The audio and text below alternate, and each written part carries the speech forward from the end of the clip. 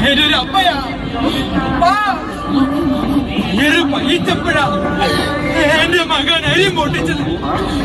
ഇത് ആ നാട്ടുകള്ളന്മാര് എന്റെ മകനെ തല്ലി വൈക്കകത്ത് പഴക്കുടി തിരികെ കയറ്റി തല്ലി തല്ലി ചതച്ച് ചതച്ച് കൊന്ന് കളഞ്ഞ് അയ്യോ കുമ്മരി കൂട്ടി എന്റെ മകനെ താടി കടത്തിയിരുന്നെങ്കിൽ എന്തെങ്കിലും ഒരു അവൻ തിരിച്ചു വരില്ലായിരുന്നാ.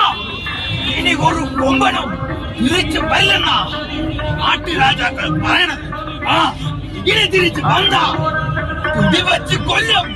അതാ നാട്ടുനീതി. അങ്ങനെ പറഞ്ഞ് കൊടുക്കന്നെ മുപ്പ ഞങ്ങളുടെ കടയിൽ കയറി അരി കൂട്ടി ചെയ്ത ഇവളുടെ മകനെ ഞങ്ങളങ്ങ് തല്ലി കൊന്നത്.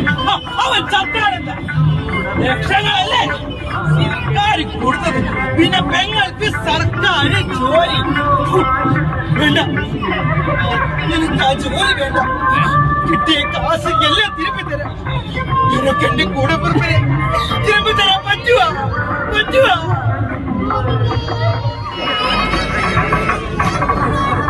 എങ്കിലോ വേണ്ട. ദ്രുപദ മഹാരാജാവ് തന്റെ പുത്രി പാഞ്ചാലിയുടെ സ്വയംവരം വീരപരീക്ഷ ചെയ്യാം എന്താ അങ്ങനെ പറഞ്ഞത്? സ്വയംവരം എന്നാൽ വിവാഹം. വിവാഹം നമുക്ക് പരീക്ഷ നിശ്ചയുണ്ടോ? തന്നെ കണ്ടിട്ട് വിവാഹം കഴിച്ച മട്ടൊക്കെ ഉണ്ടല്ലോ. പരീക്ഷയൊക്കെ ജയിച്ചിട്ടാണോ വിവാഹം ഉണ്ടായത്? എന്നങ്ങനെ പതിവില്ല. എല്ലാ കാര്യങ്ങൾക്കും ഒരു പരീക്ഷണാണ്. അതും അങ്ങനെയാണ്. അങ്ങനെയാണോ? അല്ല.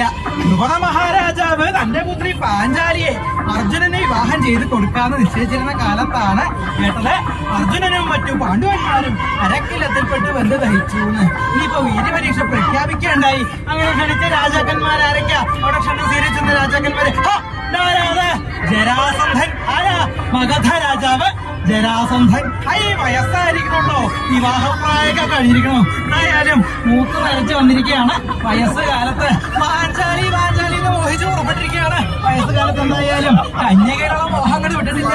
അതുകൊണ്ടാണ് ജരാസന്ധം വന്നിരിക്കുന്നത്. എന്താ ജരാസന്ധ എന്നെ കൊണ്ട് കൂട്ടിയാൽ കൂടിയെന്ന് വരും അങ്ങനത്തെ കാലമാണ്. എന്തായാലും വയസ്സായാലും കയ്യും കാലം ഒതുങ്ങിയിരിക്കില്ല എന്നുള്ള കാലമായതുകൊണ്ട് തന്നെയാണ് ജരാസന്ധം വന്നിരിക്കുന്നത്.